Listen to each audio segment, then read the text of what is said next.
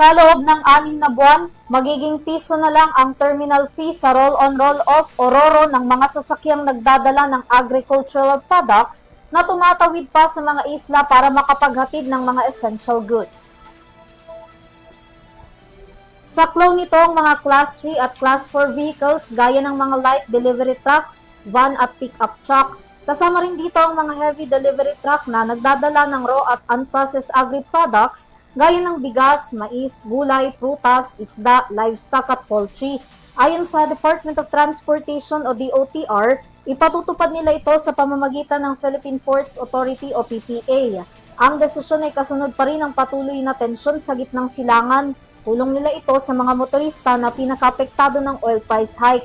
Binigyang diin ni Transportation Secretary Banoy Lopez na paraan din ito upang hindi maantala ang transportasyon ng mga produktong pang-agrikultura nang sa gayon ay matiyak ang food security sa bansa at makontrol ang presyo ng mga pangunahing bilihin. Samantalang kasalukuyang RORO terminal fee na umiiral para sa mga sasakyan ay naglalaro sa 65 pesos hanggang 516 pesos at magiging piso na lamang sandaling maging epektibo na ang polisiya ng DOTR.